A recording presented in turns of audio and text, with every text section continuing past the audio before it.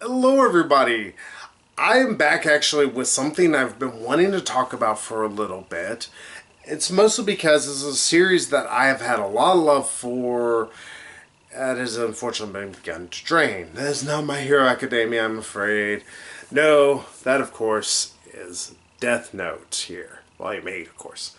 And as you can see from the cover, we're talking about something that begins to be what we call a bit of a downward trend for the series.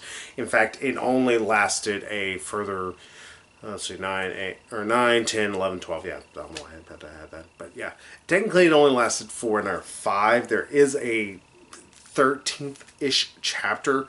It's not considered... It's a prologue is the biggest thing. Now, the reason why people consider it a bit of a downturn is because we go from, instead of Light going against L constantly, we simply have Light going against these actually two others. One is L 2.0. His name is N. I don't know. He looks like L. He has a lot of mannerisms of L. He is L 2.0, like I said.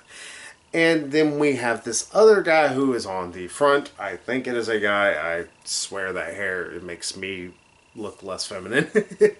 M, I think it was the nickname originally given. Name is actually Mellow. We'll call him Mellow Yellow.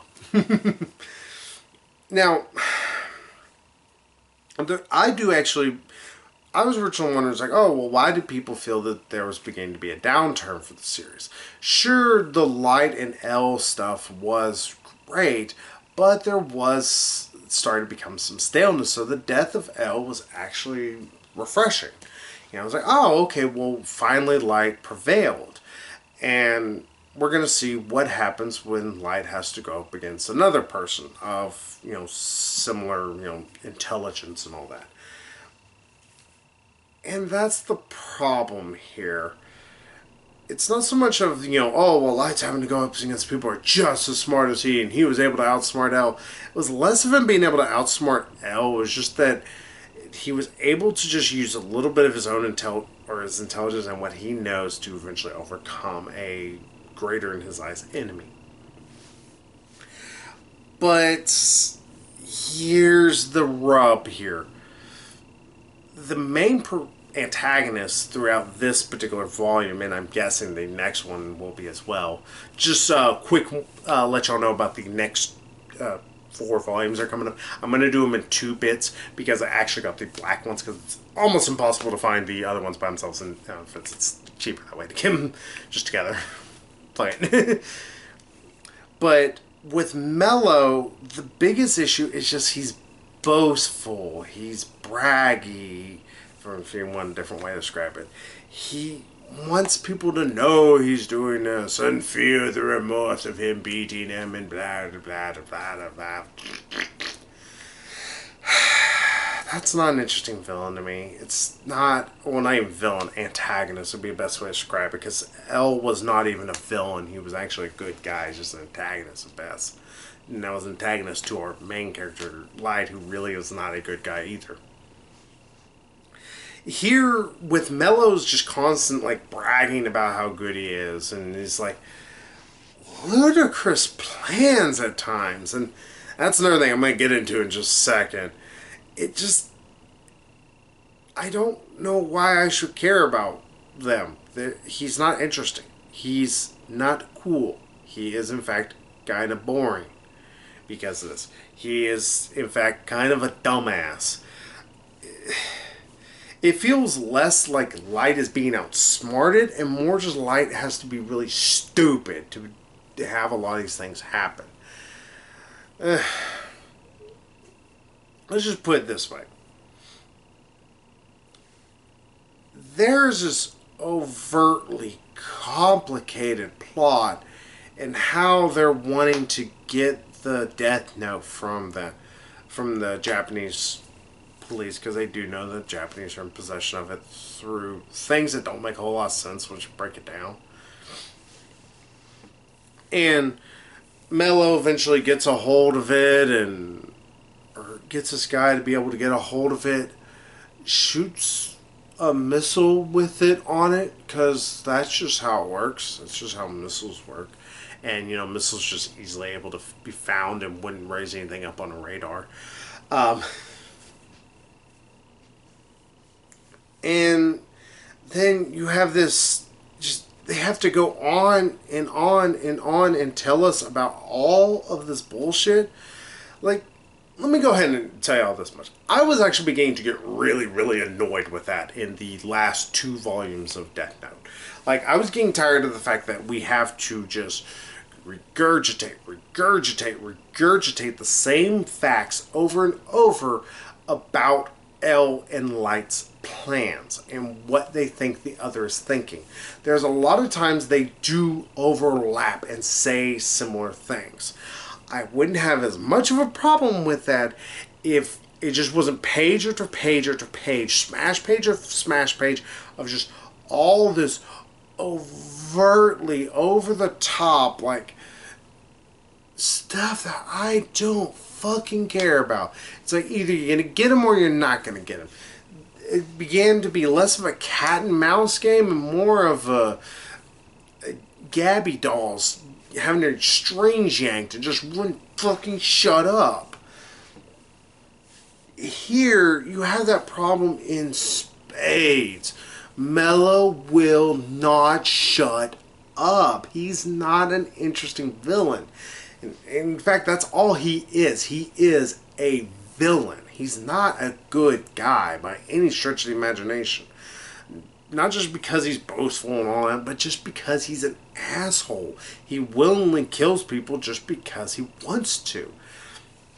I don't fucking care about that. That's not interesting to me.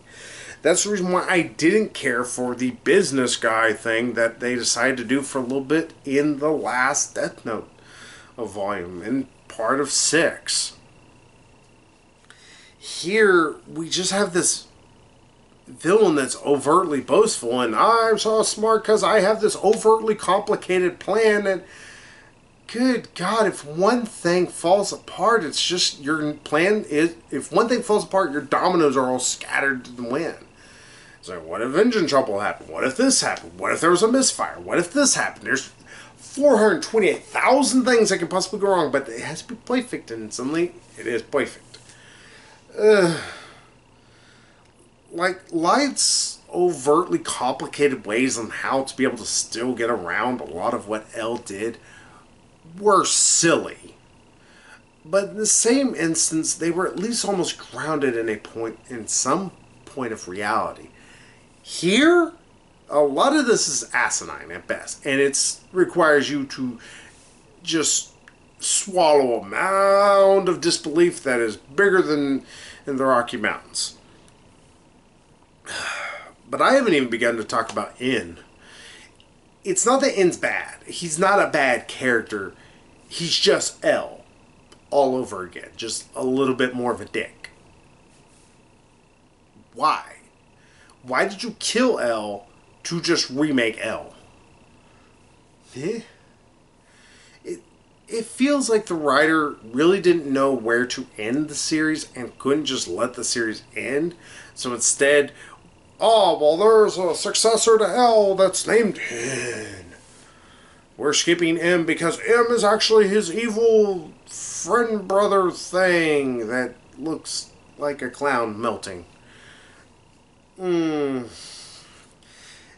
It's not enough to completely dissuade me from the series, because there is some decent parts, but always it seems like stuff has to happen by either pure happenstance. Like, at one point, like, pretty much Mello's caught. He is caught like a rat in a trap. But because it turns out that Ryuk's book, the one that they had actually gotten their hands on, was not Ryuk's book. It actually was another Shin Megami. Because that Shin Megami went down to Earth and tried to find it, and he was a lot stupider than Ryuk. Like, literally, they all call him stupid.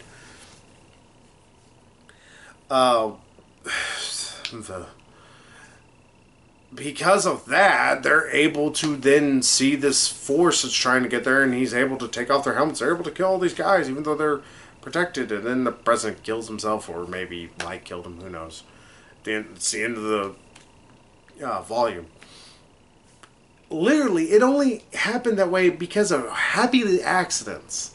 And also because of a fucking retcon.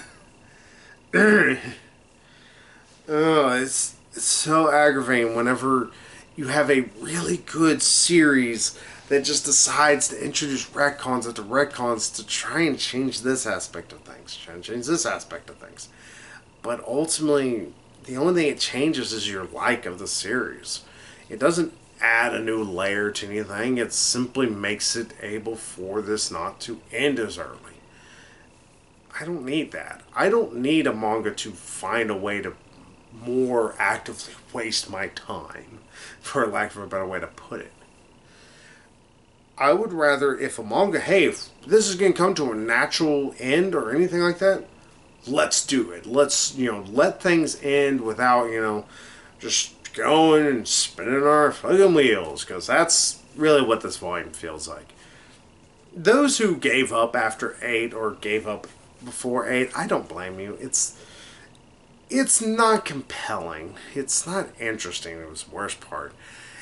I am going to read the rest simply because I got the rest and I was like, fuck it at this point. Even though I wasn't as enthralled with 7, even though I did like a lot of parts of 7. I didn't like the last bit, which of course was the beginning of the mellow arc. But at least I see a silver lining. I know that this is only 12 volumes long altogether. So I'm like, alright, well, there's a silver lining. It's going to end soon. So there's that I can look forward to. But beyond that, I don't care.